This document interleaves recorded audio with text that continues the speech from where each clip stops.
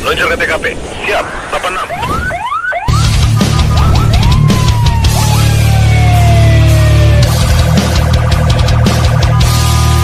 Adalah pembangunan PLTU tanpa sosialisasi AMDAL. Kemudian yang kedua ada pertambangan ilegal tanpa izin. Yang ketiga penyerobotan lahan warga lokal. Kemudian yang keempat ganti rugi lahan yang tidak kunjung selesai.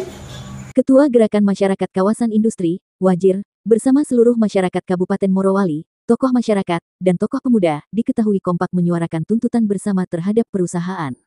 Pasalnya, yang perlu diketahui bahwa, kawasan industri PT Industri Hubau Industrial Park, atau PT Bahusuo Taman Industri Investment Group, kawasan pemukiman padat penduduk ini diketahui dijadikan zona kawasan pembangunan pembangkit listrik tenaga uap, atau PLTU. Mirisnya, seperti yang terpantau di dalam kawasan industri ini, atau di dalam pemukiman padat penduduk tersebut terdapat melintasnya material penghubung arus listrik, seperti tiang dan kabel sutet. Oleh karena hal itu, terkait dampak negatif yang bakal terjadi ke depan, pihak perusahaan PT Industri Hubau Industrial Park dan PT Bahusuo Taman Industri Investment Group belum mendapatkan persetujuan atau kesepakatan bersama dari masyarakat sekitar. Bagi yang belum mengetahui, kedua perusahaan yang bergerak di bidang pembangkit listrik tenaga uap ini terletak di Kecamatan Bungku Barat, Kabupaten Morowali, Provinsi Sulawesi Tengah. Hingga kini proyek sutet itu diketahui terus menuai kritikan dan tuntutan dari masyarakat sekitar.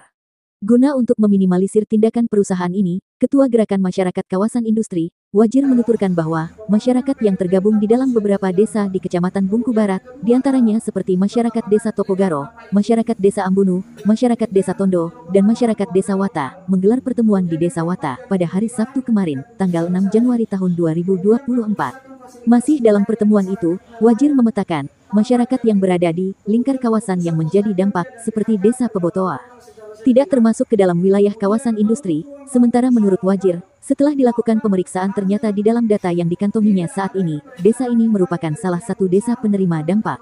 Sebut Wajir, Desa Wata hari ini melakukan pertemuan karena, untuk dilakukan sosialisasi itu adalah desa-desa yang terdampak, sedangkan selama ini dua perusahaan yang melakukan pembangunan hingga saat ini yakni PT Industri Hubau Industrial Park, dan PT Bahusuo Taman Industri Investment Group, tidak pernah menggelar sosialisasi kepada masyarakat yang terkena dampak aktivitas terkait analisa dampak lingkungan atas pekerjaan proyek sebesar ini.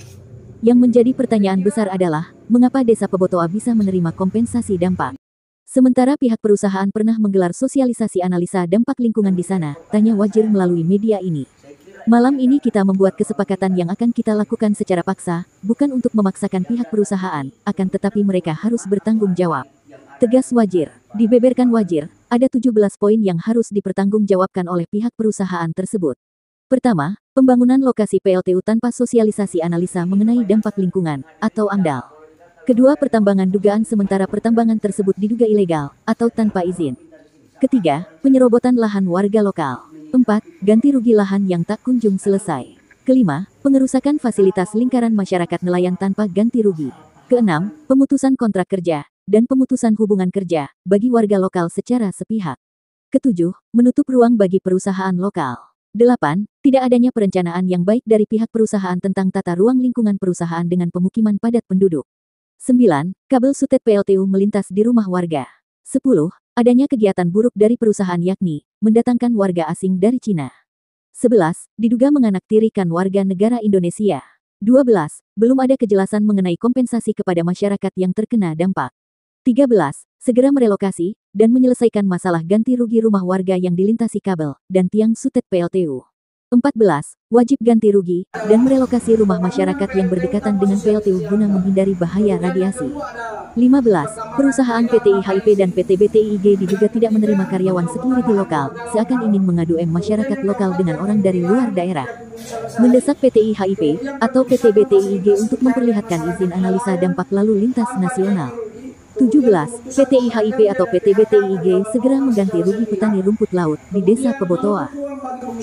Lanjut Wajir, target awal kita melakukan blokir akses PT BTIG di Flyover dan berorasi di depan kantor perusahaan PT IHIP atau PT BTIG. Di tempat yang sama seorang masyarakat Desa Ambunu, Ahmad, dia berharap agar masalah yang ada di lingkar industri benar-benar mengarah pada kepentingan masyarakat, bukan hanya untuk kepentingan pribadi perusahaan saja. Menurut Ahmad, soal perizinan sepengetahuan dirinya, perusahaan ini diduga belum mengantongi izin. Sebelumnya yang kami bahas adalah amdalnya. Seharusnya perusahaan harus menggelar sosialisasi di tingkat desa, tingkat kecamatan, dan hingga ke tingkat kabupaten. Kemudian seorang warga lokal, yang juga turut menjadi korban pemutusan hubungan kerja secara sepihak dari PT IHIP kemarin adalah Asrar. Asrar mengaku dirinya sudah diputus kontrak ke tanggal 18 Desember tahun 2023. Kemudian, setelah dirinya mengaku diinvestigasi, malah dirinya juga mengaku dijadikan saksi. Dan kemudian, setelah surat hasil investigasi keluar kata Asrar, dirinya langsung di PHK. Oleh sebab itu dirinya tidak menerima keputusan perusahaan memutuskan hubungan kerja kepada dirinya yang diduga sepihak tersebut. Sebab kata Asrar dirinya adalah korban. PHK. Nah, di situ. Jadi saya bertanya sama IR atau HRD, aturan dari mana? Saksi dijatuhkan sanksi atau di PHK begini. Jadi saya cuma ikuti mereka, saya bilang oke lah, saya terima aturan, yang penting untuk kebagian saya terima. Yang penting kasih saya kebijaksanaan untuk bisa bekerja kembali di perusahaan kita. Dari Kabupaten Morowali, Sulawesi Tengah, Yohanes mewartakan.